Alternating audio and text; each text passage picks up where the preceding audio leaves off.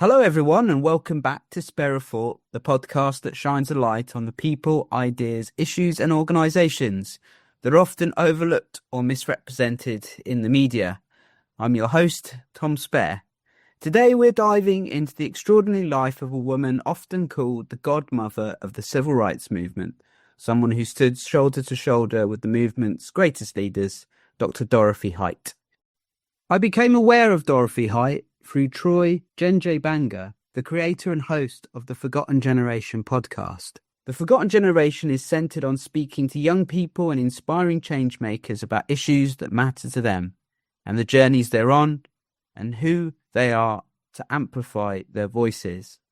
Troy's podcast is part of the Be the Change Media Network. He, like me, is part of the network's leadership team.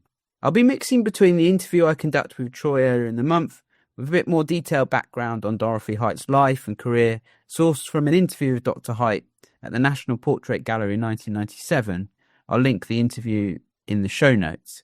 At the end of the episode, I'll also be reviewing a production of Demand the Impossible, which I went to see in Newport on the 11th of October. So let's get into it and spare a thought for Dorothy Height with Troy Njenje Mbanga.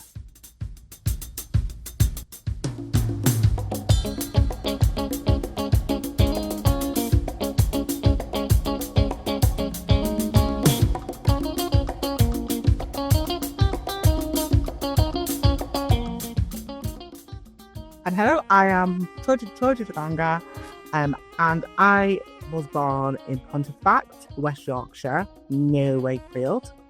And I'm a youth activist and a young campaigner, as well as a podcaster and a content creator, and also a poet. Amazing, thank you much. I forget you're a poet as well. You're a very good poet. Yeah. Oh, thank you. Yeah. Got so many talents. Yeah, many strings to your bow. I do.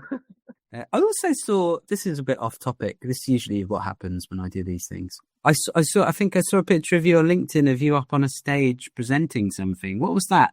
Yeah, it was part of the Bernardo's event I did, because part of the content creation I've been doing, and I got on stage because I got to go on stage actually and speak to thousands of people about the other program that we do there. To really and tell an advice video to really empower other young people and really help them as well. Okay, cool, yeah. And could you, for people that are not familiar, what does Bernardo's do as an organisation? And Bernardo's works with the care leavers, and we do a lot of work in advocating voices there, but also foster care, but also many other hats as well. They do lots of different things. They very much help in New Boys and policy stuff, and we work with other charities to really catch young people's voices and to give them a start of life and to give them a better life. I was really impressed by a lot of people watching you basically. Yeah. They was. They was. It's that of the life of an activist. Yeah. Are you nervous when you get up on stage? No, to be fair, I think I'm never that nervous, but sometimes, yes, I can be nervous, but I always think of the audience as a vegetable, as a fruit. I think of them as that. So when I think I do a speech, I think of them as that, and then it just get easier. But yeah, actually, sometimes it can be nervous times when you're doing it, but it can be actually nerve-wracking going on stage talking. Yeah. I suppose it goes very quickly, doesn't it, when you're speaking? And it does. Yeah. And it does, but it's I just kind of feel normal. You kind of feel okay because you're doing a job basically. And do you remember the first time you sort of had to do something like that when you were talking in front of a lot of people? Oh yes, I could remember at high school. I think I did an assembly, and I spoke to so many young people there. I think over 100 young people sitting down. I was talking to them about something, and I actually was nervous because I didn't suspect. I had a script and what I need to say, and everyone was just looking at me and was okay, I need to because I need to just quickly get this done, I can get off. But yeah, I think I was nervous, but then I just got the flow of it. It kind of got easy. And then for some reason, I'm such good at doing it now. I kind of feel good about it. You're quite involved in the I Will movement. Yes, I am. Yeah. What is the I Will movement? Could you talk a little bit about that? Yes, the I Will movement is an organisation about youth social action.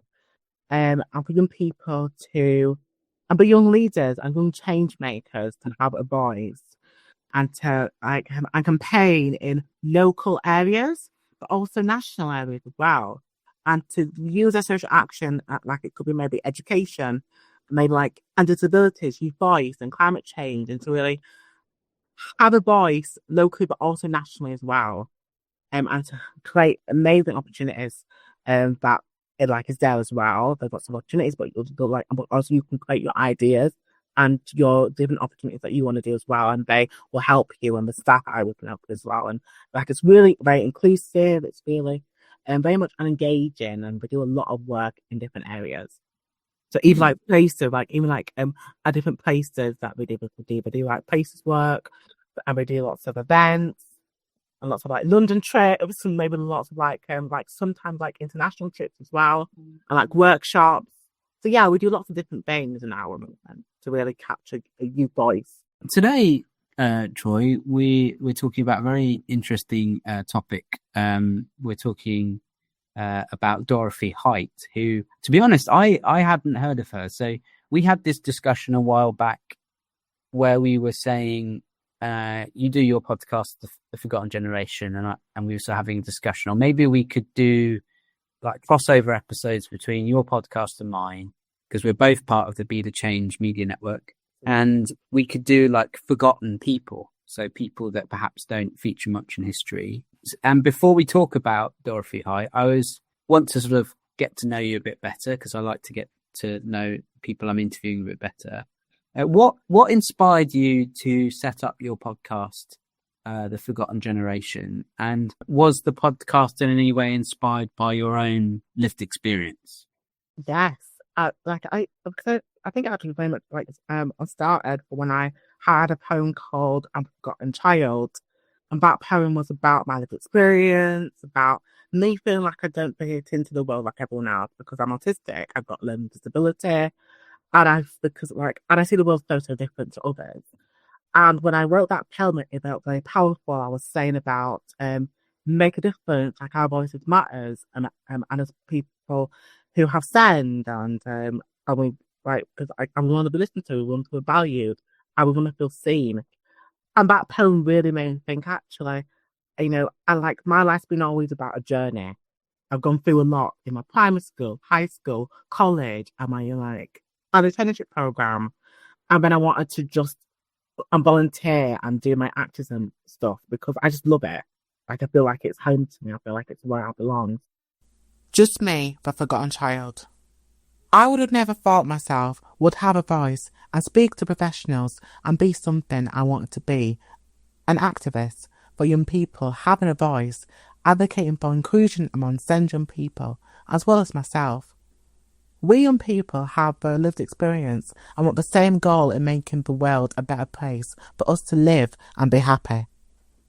Life teaches us about building relationships with family and friends and people you surround yourself with. Listening and supporting one another is important.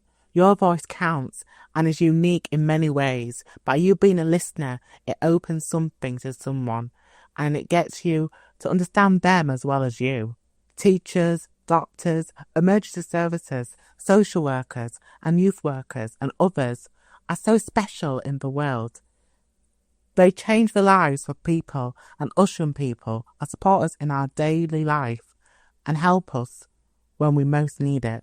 We all need to work together and listen to each other, and us young people want to have a voice and feel included and heard and see change in the future, see decision makers listening and see young people being part of decisions and being the change makers and listeners that they were meant to be and born to be. Just me, the forgotten child, finding who I am and what makes me fit in and stand out to the world. Believing in me and never letting people define who I am just because of my disability or my culture and my religion. Being the shining star I was always meant to be and having the courage just to be me.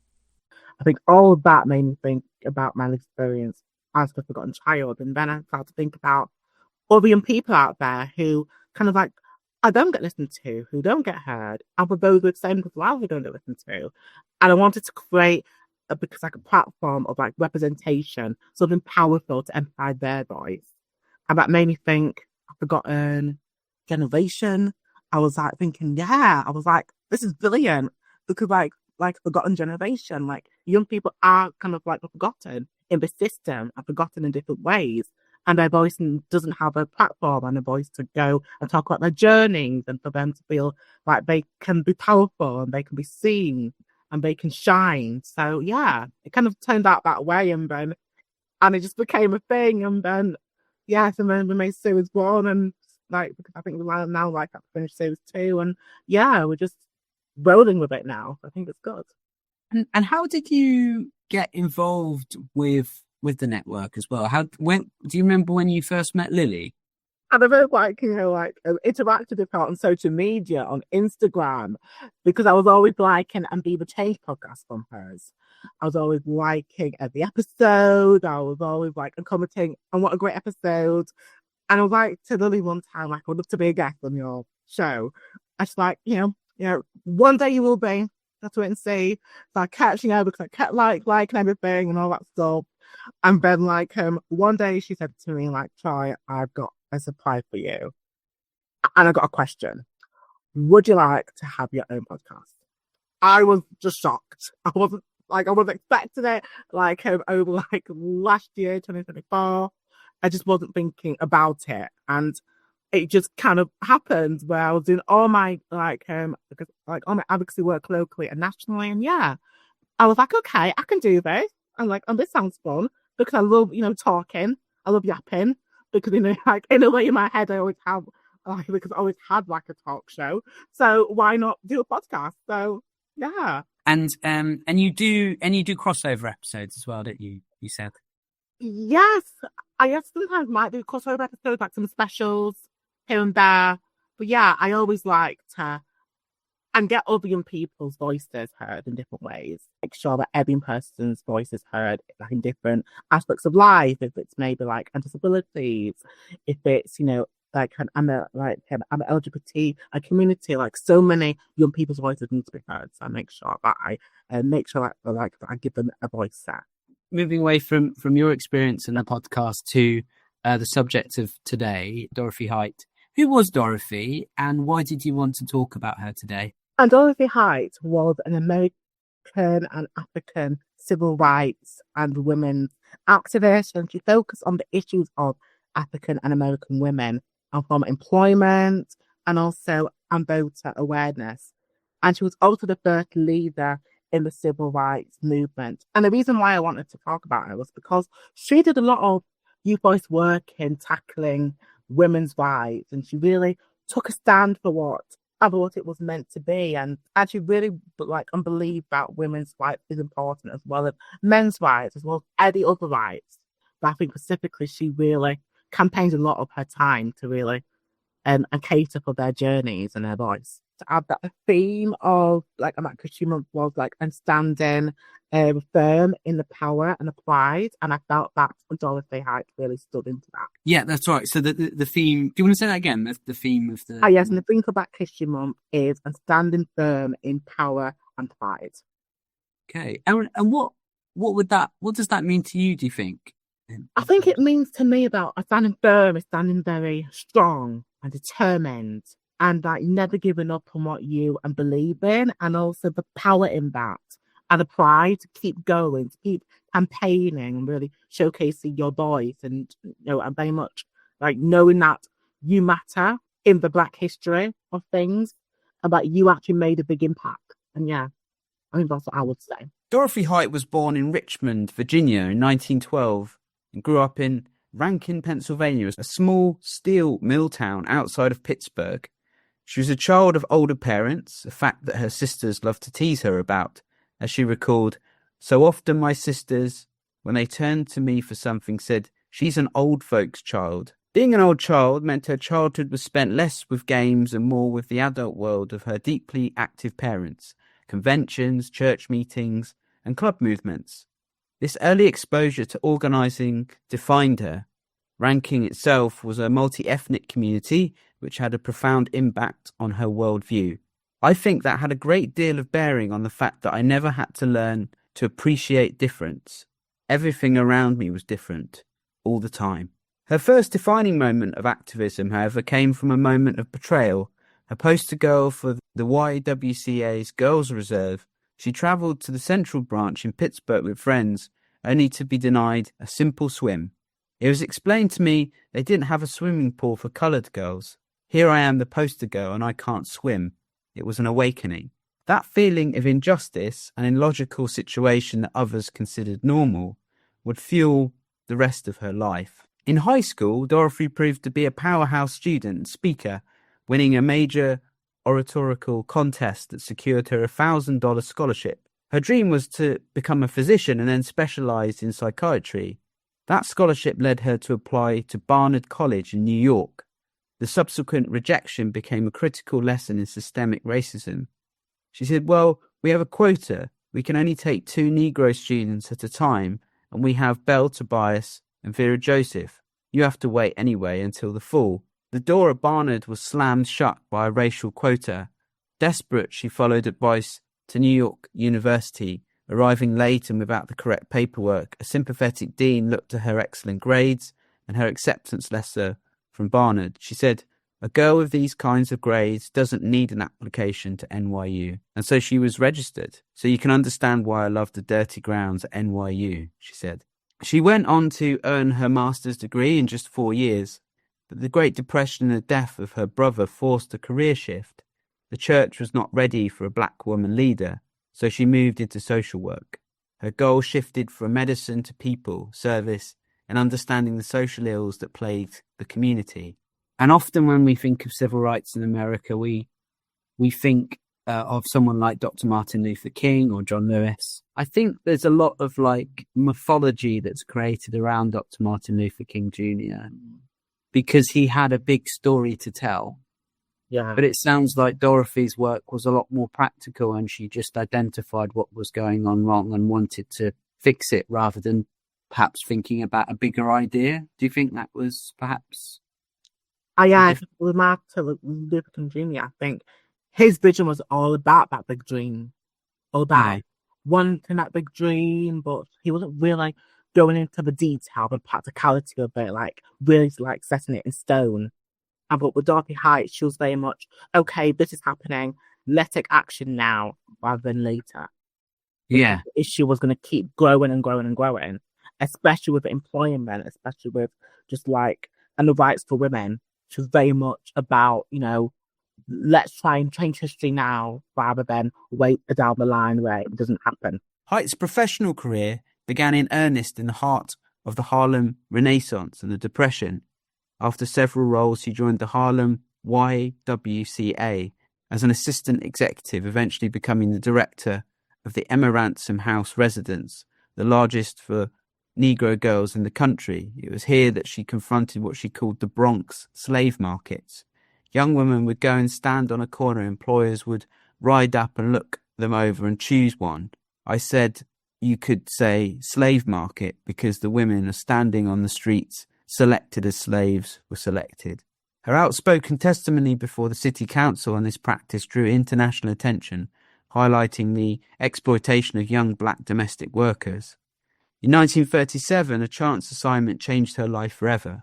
Being the only single staff member on a Saturday, she was tasked with escorting a guest to a meeting. That turned out to be First Lady Eleanor Roosevelt. That moment was the beginning of her 40-year commitment to the National Council of Negro Women, or the NCNW, working under the mentorship of its founder, Mary McLeod Bethune. And is there a particular piece of work or a speech or a book or a campaign that Dorothy organised that you want to sort of highlight? I think just the work she did with women's rights, which I think is so important because it's not spoken as much. And it's not spoken as much how women's rights is important and so vital for the over here and now and today. Because we're still going through those issues of women's rights and discrimination of women and guns against women and girls, about a culture of violence. And I think her work really recognised that it's so important that we and appreciate women's work yes, of course, men's work's brilliant. Yes, of course, every other work's brilliant. But like women's work is vital because they do a lot of things for the society. Like, like, and they have different jobs. Maybe they're head teachers, maybe they're doctors, and so many different things. I think she really wanted to platform their voice and be like, women are important as well as men, and we should be really working together in like and supporting their voice and really making an impact now. So yeah, I think that really like what stood out to me was her and was her women rights work. Dorothy Height's career was a relentless 33-year campaign to transform the YWCA from within. She began in 1944 as the Director of Interracial Education. Her goal was to dismantle institutional racism, not just improve race relations. As the 1946 YWCA convention, a pivotal moment occurred. Height and others worked to force the organisation to adopt a groundbreaking interracial policy. Southern chapters strongly resisted, claiming the time wasn't right. Dr. Mays, in his speech, said, "If you have this purpose and you find the time is not right, bear in mind that the time is always right to do justice. And if it isn't right, then it's your job to ripen the time." Height spent years ripening the time. She helped integrate all training and pushed the YWCA to understand the problem was not people but systems. This culminated in a final defining moment in 1970. We brought to the convention one imperative, and 3,000 women, all races, all creeds, adopted as the one imperative to thrust our collective power towards the elimination of racism wherever it was to be found, and by any means necessary. That became the YWCA's one imperative, a radical commitment that changed the direction of the organisation forever. Throughout these decades, Height used the organisational structures of the NCNW and the YWCA to advance the larger civil rights movement. She worked closely as a volunteer alongside Martin Luther King Jr., Roy Wilkins and Whitney Young, often being the only woman at the highest level of leadership meetings. And one thing to note that Dorothy Height was the only woman on stage during the March on Washington. So all the other leadership speaking were men, and she was the only one on stage that was a woman. So very groundbreaking person, and clearly didn't believe in being limited by the structures that were around her. A colleague once described her as a dream giver, an earth shaker, and a crusader for human rights. Even privileged women's roles in society was very limited. So when you then factor in race and upbringing and all that sort of thing, it was probably even more of a radical act to be speaking up as a woman at that time in a society that still probably saw women in a very traditional role, as in like homemakers rather than people that go out to work and have careers and dreams of their own, sort of thing. Yeah, I think so as well. But I think her work was very much about that. Yeah, and because and I don't think she was more bothered about and the men's side of things. I think her work was very much driving about women's change. Dorothy once said that we have to improve life, not just for those who have the most skills and those who know how to manipulate the system, but also for and with those who often have so much to give but never get the opportunity. What does that quote mean to you, and what can we learn from her approach and from that quote? I can learn that every person deserves an opportunity. Every person deserves a chance to succeed in their lives, but to also very much have that voice in what they believe in. And if you're very much like a small campaigner who is doing like small things, and that's great, and keep going. If you're that, I'm a person who actually wants to know about campaigning, who wants to know about, like, I'm a voice in that, and that's good. I keep going. So I think all of what she'll say was very much, I keep going, and very much, a create an opportunity for yourself to make change. And don't wait 10 years, don't wait 50 years, don't wait 15 years, because actually in reality, things will still be going on and it will still be worse. So I do it now rather than later. And I think that and create the opportunity for yourself, create the opportunity to have that voice to be a change maker that you want to be. I think that quote really tells me that. Thinking about Dorothy's legacy, what can we learn from her life, and how you are sort of applying that to the work that you do, and how can people apply it to their lives as well, I suppose? I think with the work what I do and also others, I think and you never know until you try it. And you never know until you can make that difference. You never know until you can create the opportunity for yourself and actually just and go for it. And if it's an opportunity that you want to do, I think just make that difference. And it doesn't have to be a small thing, it doesn't have to be a big thing. Just do it.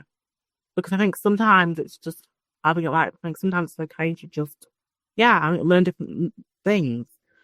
I think with her work it really resonates with me and others and we can make a difference. We don't have to obviously think that others are doing and the same old work. We're all working together, and if it is about and if it is about women's rights, that's great.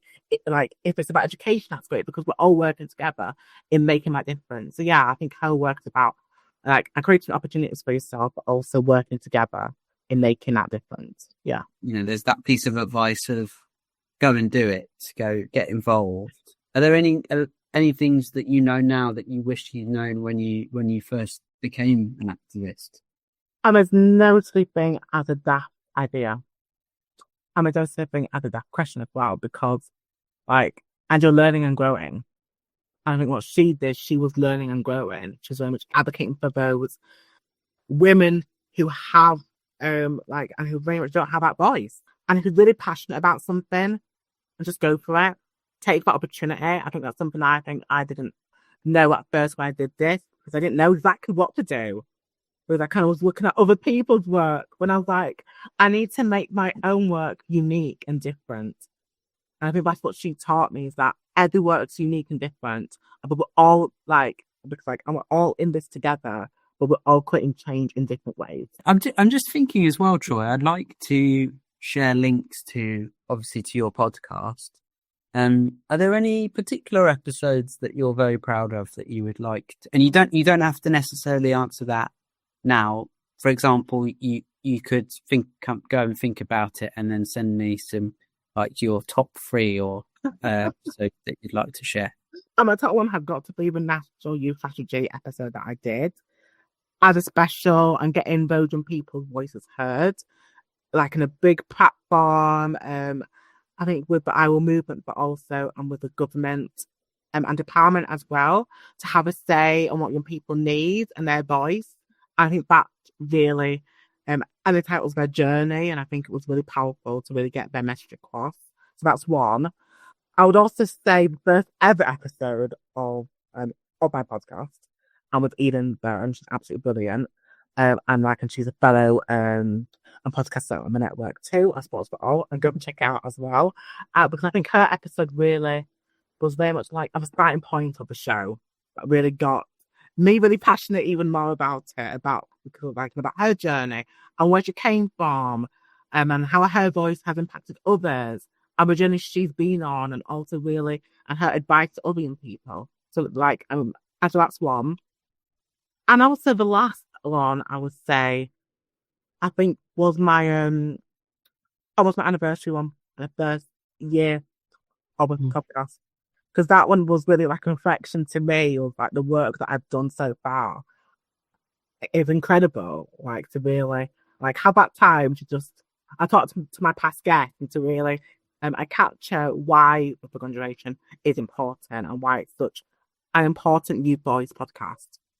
And why it's so important that young people have that platform to have a say on issues that they're passionate about, but also their journeys. So I think that really touched me, and why I do this, why I'm very much I speak on this show as Fair Thought, because I want to very much showcase, and the history of Dorothy Height and how she empowered me, to do what I'm doing today. If you could interview your younger self, or if if they were interviewing you or you were interviewing them, what would you say to them in terms of encouragement, thinking back to when you were growing up versus what you're doing now? I would say that your voice matters and that you're unique for who you are. I don't compare yourself to others. I don't think that your voice doesn't matter as it does, as you're powerful. I'm as only one Troy. I'm as only one me. And and if I can just create small change, that's brilliant. If I can create big change, that's great. And it's really about making an impact to inspire other young people like like like myself who feels forgotten, who feels unseen, to know that they're valued, to know that their voice is so important as well as others, and that you can make a difference and you can stand up and out to the world. As you were born to fit in, and you also were born to stand out. You were born to fit in and you were born to stand out. Very good. Very good. Where's that quote from? Is it just your own? Actually, no, from and Dr. Zeus. It's what, sorry? And Dr. Zeus. Oh, Dr. Zeus. Oh, I love Yeah. that. Yeah. Have you got any final thoughts? I haven't got any more questions. And Dorothy Height very much made things seem very interesting, and she always made sure that every voice that she was implementing and very much and empowering had a say, and she never gave up on that, and she never gave up on that voice, and that every voice mattered to her. So that's the life and legacy of Dorothy Height. My thanks to Troy for being such an excellent guest and introducing me to Dorothy's work. From that conversation, I want to end today with an experience I had on the 11th of October.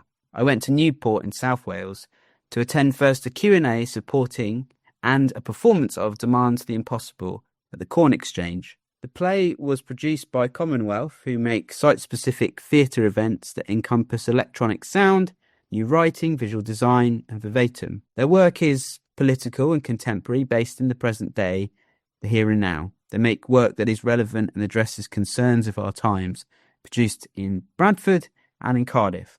Demand the Impossible was a part performance, part punk gig, part sensory experience, exploring police injustice and the undercover infiltration of activist networks, with performances taking place between the 6th and 13th of October 2025. The Q&A featured some of the performers, as well as director Rhiannon White and a number of people the play is based on. To know the production was based on real stories and testimonies made that play ever more impactful. A couple of hours after the Q&A finished, we returned to the Corn Exchange, entering into the performance space with a band playing.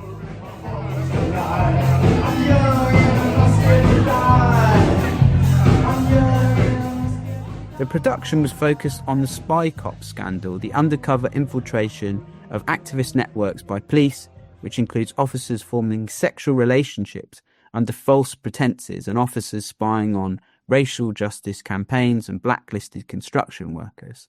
The narrative is threaded through the stories of three main protagonists who have all been affected by police violence and undercover operations.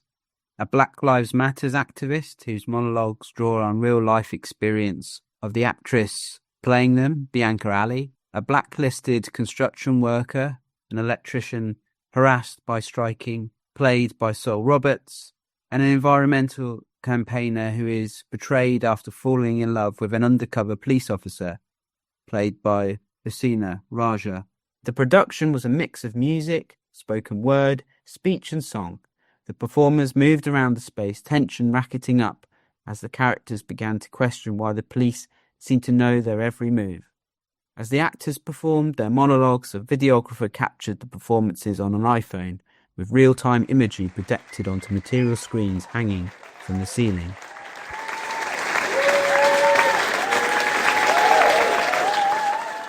I left the performance shocked, moved, changed by the production.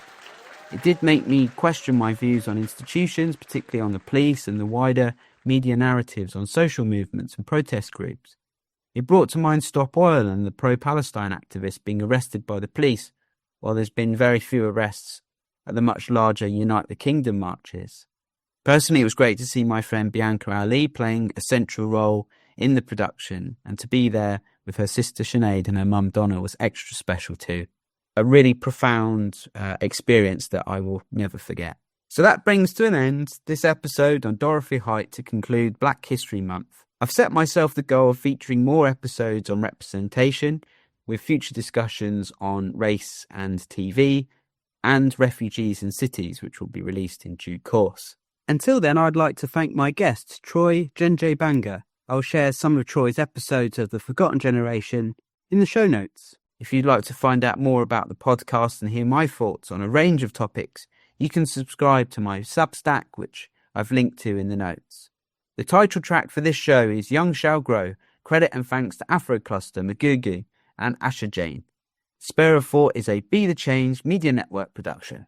I'd like to leave you with one of the performers singing from Demand the Impossible, Bianca Ali. So, Bianca, over to you. Everywhere I go, there's an angel there. Ooh, 'cause my God, He never leaves me alone. He'll never leave me alone. Everywhere